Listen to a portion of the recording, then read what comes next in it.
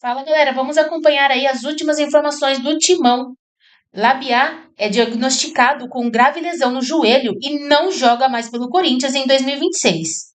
Yuri Alberto também tem lesão confirmada pelo clube. Vamos acompanhar aí as últimas informações. Primeiro vamos começar falando do resultado do jogo, porque ontem, Alex estava aqui comigo, a gente falou sobre a escalação do Corinthians e acabou dando o seu primeiro palpite, que foi de fato empate. O que você achou dessa partida? Eu fiquei surpreso com o Corinthians reserva e decepcionado com o Atlético Paranaense, que chegou como terceiro colocado do Campeonato Brasileiro, com grandes resultados, vindo muito bem e enfrentando um Corinthians desfigurado em termos de escalação, dentro do que nós estamos acostumados a ver o Corinthians em campo. Então, quando eu vi a escalação aqui durante o Gazeta Esportivo, eu falei, se eu achava que ia dar empate com o time completo do Corinthians, agora eu acho que o Atlético é favorito. Mas na prática não foi o que nós vimos. Muito pelo contrário, inclusive. Um jogo até feio, tecnicamente, chato, com poucas oportunidades. Só que as poucas oportunidades irreais que aconteceram dentro do jogo foram do Corinthians. E oportunidades claras, duas claríssimas, Uma no primeiro tempo com o Labiat, de cabeça no rebote do goleiro, e depois com o Yuri Alberto no segundo tempo, que ele perdeu um gol proibitivo, Um atacante do nível do Yuri Alberto não pode desperdiçar uma chance daquela, que poderia ter dado a vitória ao Corinthians. Então, o Mateuzinho cabeceou e o goleiro defendeu, e no rebote o Labiat cabeceou e errou o gol. O erro foi do Labiat, a cabeçada do Mateuzinho foi boa. O Santos fez uma grande defesa e o Labiat no rebote desperdiçou uma grande oportunidade, uma grande chance em cada tempo, e o Corinthians, mesmo reserva, perdeu a chance de ganhar o jogo. Eu acho que cabe, apesar do 0-0, a noite acabou sendo ruim para o Corinthians, mas eu acho que cabe elogios ao Fernando Diniz. São poucos técnicos que eu entendo que, com este elenco, que não é um elenco tão recheado de grandes jogadores, você mudar o time inteiro e ainda alterar jogadores de posição. Mateuzinho na esquerda, Ranieri na zaga. A gente tá combinando. E rechear o resto com os reservas e fazer esse time jogar bem, jogar bola, criar mais que o adversário, sofrer pouco atrás. E nós estamos falando de um adversário que não perde há 5 jogos, que é terceiro colocado no Brasileirão. Então, assim, a gente tem que reconhecer o bom trabalho feito ontem pelo Fernando Diniz, porque o time não ganhou o jogo por incompetência dos atletas em campo e por problemas que a gente vê também no time titular. Falta de profundidade, de assertividade, de criação. Não é algo que aconteceu só porque estavam os reservas. Esse gol aí não pode perder. Inacreditável, olha isso. Inacreditável. Ele estava inteiro. E o posicionamento do chute, o pé estranho, ele é de frente pro gol, a bola quicando. Nós falamos de bola, nós falamos do jogo em si, mas é claro que agora eu vou chamar o Alexandre Silvestre aqui para a nossa conversa, porque como a gente falou na matéria, Silver, boa noite de novo para você, o gramado foi uma situação à parte nesse jogo, pelo menos nas opiniões aí de Fernando Diniz e dos atletas também. Silver, eu queria saber se você tem atualizações do Labiat, do Yuri Alberto, enfim, o que você separou para a gente para falar desses jogadores que acabaram sofrendo um pouquinho ontem e foram substituídos?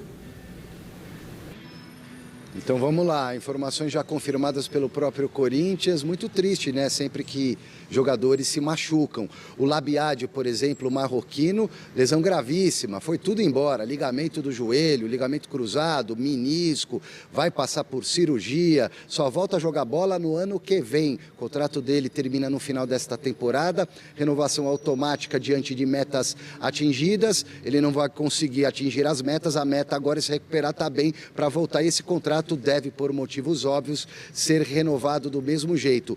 Yuri Alberto começou no banco, como muitos titulares, o Diniz poupou para domingo, porque tem jogo com o Internacional. Yuri entrou no segundo tempo, durou 29, 30 minutos, perdeu um gol, deu um arremate bom de fora da área, o Santos fez uma grande defesa e numa arrancada o Yuri estourou a coxa. O Corinthians não divulga o grau da lesão, mas foi no posterior da coxa, a parte de trás da coxa.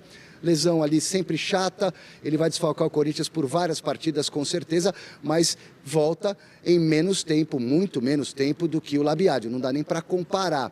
Vamos ver, mas o Yuri deve perder jogos aí de Copa do Brasil, do Campeonato Brasileiro, até mesmo da Libertadores da América. E por fim o Rodrigo Garro, meia do Corinthians, também entrou no decorrer da partida, no finzinho do jogo, tomou uma pancada no pé, trauma detectado, é dúvida para domingo contra o Colorado e preocupa. Obrigada, Silver. As notícias não são boas, Queria começar com o Thiago Salazar aqui. A gente tem 3 baixas, dessa partida. Queria que você começasse a falar da questão do Garro.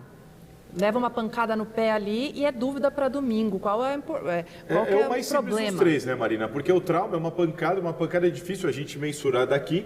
Só o jogador, né, pode dizer se está doendo muito, se está doendo pouco, se dá para jogar com essa dor. O nível de dor é muito individualizado. É muito pessoal, né? Então, assim, porque jogador joga com dor. Sim.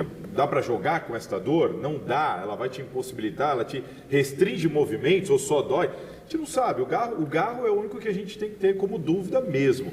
Porque o Yuri Alberto está de fora agora de um tempo, o Corinthians não informou o grau. Incrível como o Yuri se machuca muito. Ele se recupera rápido, mas se machuca também com muita frequência. É um jogador que chorou ali, e no meu entendimento, a minha interpretação, Alex, não sei se você pensa assim, o Yuri deixou claro que quer ir embora. O empresário dele disse a mim, eu trouxe aqui essa informação, que a partir do dia 25 de julho a janela começa a esquentar. O jogador disse que quer ir embora. Acaba a Copa do Mundo, ele entra em campo e se machuca. Então, se para ele uma lesão na janela, para a carreira dele, para onde ele queria ir, péssimo negócio. E o Labiá, um reserva que vinha sendo importante para o Corinthians e não deve mais jogar pelo Timão. Agora, uma coisa é fato, viu, Alex, antes de passar para você. O Yuri não estava jogando bem, já antes da Copa, vem perdendo muito gol. O Garro não está bem e o Labiá é um reserva.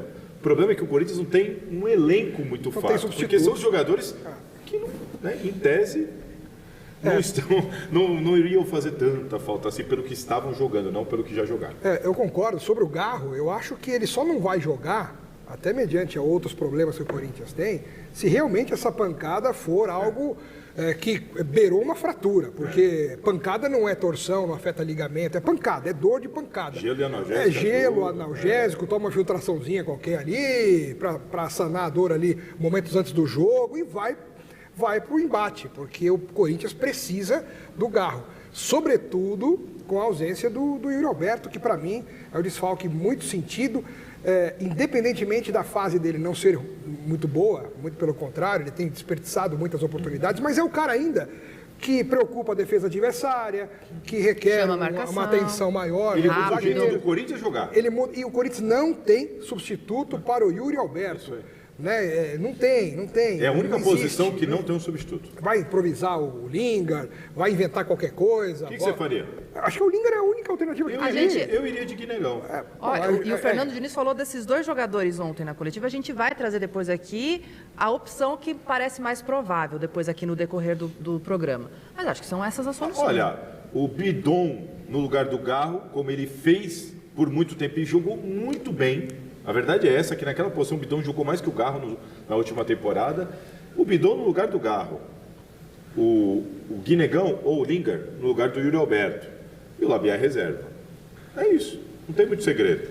E só um adendo aqui. Ranieri, o que jogou ontem. Ontem também foi muito ali elogiado pelo Fernando Diniz. Olha, o que o Ranieri jogou na zaga de zagueiro.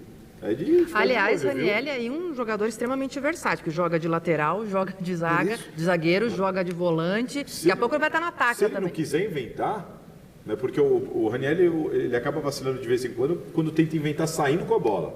Ele com a bola no pé realmente às vezes causa alguns problemas. Se ele não quiser inventar, jogar simples, cara, ele pode ser um baita de um zagueiro, porque ele é alto, ele é muito rápido, ele tem noção de linha e posicionamento, ele é interessante, é um jogador com potencial para a zaga ali, acho até que maior do que para a posição de origem dele. E para um elenco curto como o do Corinthians, ter um cara como esse, polivalente, é essencial. O técnico ama, porque ele pode fazer essas mudanças. Já jogou de zagueiro, de lateral e de volante no Corinthians. Exatamente. Bom, estamos falando aqui sobre Copa do Brasil, né? Porque são os próximos compromissos aí do final de semana. E com 4 equipes aqui do estado de São Paulo envolvidas, as disputas prometem e muito. Essa de amor entre Alex Miller e Maurício. Agora a gente vai falar de Memphis Depay. Eu quero chamar aqui o Alexandre Silvestre novamente. Silver, você está atualizando a gente dia a dia sobre essa novela aqui. Eu quero saber, renovou, não renovou, chegou, não chegou? Qual a notícia do dia? Não chegou, não renovou, mas vai chegar e vai renovar. Pelo menos foi o que transpareceu ontem, inclusive na entrevista coletiva do Fernando Diniz. Essa novela interminável que deverá ter um final feliz, entre aspas, depende do ponto de vista das partes de quem acompanha o futebol e até dos torcedores do Corinthians. Fernando Diniz praticamente cravou o retorno do Memphis Depay ao timão. Fala aí, Diniz. Eu tive alguns contatos com o Memphis durante a Copa e depois da Copa a gente trocou mensagem semana passada, mas diariamente eu conversava com o Marcelo a respeito dele e a gente sempre torcendo para que as coisas tivessem um desfecho positivo como teve. Eu acho que é um ganho muito grande para o Corinthians poder contar com o Memphis. Depois dessa declaração ali na sala de imprensa, os setoristas, inclusive este repórter aqui que vos fala, representando a TV Gazeta e o Gazeta Esportiva, colamos no executivo o Marcelo Paz para que ele explicasse a situação e nesse bastidor ele disse a cronologia dos fatos. O Memphis não vai assinar o contrato eletronicamente. Ele tem que dar a devolutiva para o Corinthians da minuta que já foi enviada. As partes estando em acordo, o Memphis pega um avião, volta, isso pode acontecer até segunda-feira, ainda não aconteceu, volta, realiza exames de praxe, assina o contrato e será inscrito. O Corinthians, na palavra do Marcelo Paz, entende que há respaldo jurídico, consultou a CBF, a questão do transfer ban, da punição da FIFA, não vai pegar o Memphis Depay porque ele está renovando o contrato com o mesmo clube. Perfeito, Silver. Muito obrigada pelas informações, pela atualização também. Salazar, a gente estava conversando aqui, o que você tem para complementar? Bom, você vê, Marina, Alex, você até chamou de novela isso. É uma novela, não é, mas gente? Você vê que todo dia. 2, 3 semanas atrás, todo mundo falava, tá tudo certo. Próprios dirigentes do Corinthians, alguns, estava conversando aqui com o Alex explicando isso. O Corinthians está dividido. Pessoas querem, pessoas não querem. Tem uma ala da diretoria que não quer de jeito nenhum, impressiona o presidente Osmar Mas até Sábio. isso é política? Marcelo Paz, por exemplo, executivo de futebol, quer a renovação. Ele, Fernando Diniz, uma ala da política do Corinthians não quer a renovação. Mas por que esse assunto virou política também? Esse assunto virou política porque Osmar Sábio pretende ser candidato à presidência e ele pode agradar ou desagradar apoiadores dele. Por isso que isso tudo por conta do financeiro. Isso tudo por causa da questão financeira, Perfeito. a questão do Memphis, do risco e tudo mais. O envolvimento que um conselheiro sócio do Corinthians, ex-diretor do Corinthians, Pedro Silveira, está envolvido nisso, só que do lado do Memphis. Isso é uma coisa só no Corinthians, né? O cara, Pedro Silveira. Como é que é? Pedro Silveira, diretor do Corinthians, Sim. diretor do Corinthians financeiro, vai lá, negocia e traz o Memphis. Com um contrato maravilhoso para o Memphis, né? Aí agora, ele não é mais diretor do Corinthians e ele está negociando e, em muitas conversas, representando o jogador. Falando com o Corinthians. O Pedro Silveira liga para o Osmar Stable para falar, olha, o Memphis quer isso. Em nome do Memphis. Em nome do Memphis. Aí você fala, pô, é inacreditável, né? Mas o que eu tenho para acrescentar aqui? Gente, sabe por que a gente não sabe nem o Marcelo Paes quando ele volta? Sabe por que o Marcelo Paes falou lá para o Silvestre e para o pessoal, olha, não tem data, talvez só semana que vem. Lembra que eles vinham falando, tá tudo certo. É porque não está. É porque nunca esteve tudo certo. É porque eles ainda estão discutindo cláusulas contratuais, inclusive da minuta. Porque recebe a minuta e você vai ler a minuta. Claro. Não, peraí, isso eu não concordo, quero acrescentar isso, quero tirar aquilo. Então, assim, eles ainda estão tratando. E tem um grande problema que eu venho falando aqui desde que eu voltei das férias. Exame médico. Sem o exame médico, não vai ter. Isso aí nós debatemos isso aqui. Né, no programa, o exame médico, eu acho que o Corinthians está no direito de querer exigir o exame médico. Ele está 3 meses fora do Corinthians, depois de ter ficado 6 meses aqui sem jogar. Na Copa do Mundo, o Memphis foi o Neymar da Holanda. Ele jogou um pouquinho quando deu ali, mas sem resultado nenhum, performance nenhuma. E aí acabou a Copa e ele só posta ali os stories, treinando no quintal, na praça, na praia, onde for, mas sem aquela intensidade como um atleta já está treinando. É um absurdo, porque ele tem contrato vigente. Pô, porque tinha que estar aqui treinando. Sabe, não uma faz coisa... sentido. E tem uma outra situação. O Corinthians impôs o exame, impôs um seguro. O Corinthians quer um seguro no contrato. E também, sabe o quê? O Corinthians quer metas para o Memphis, dessa vez, Ao contrário, né? não receber bonificação.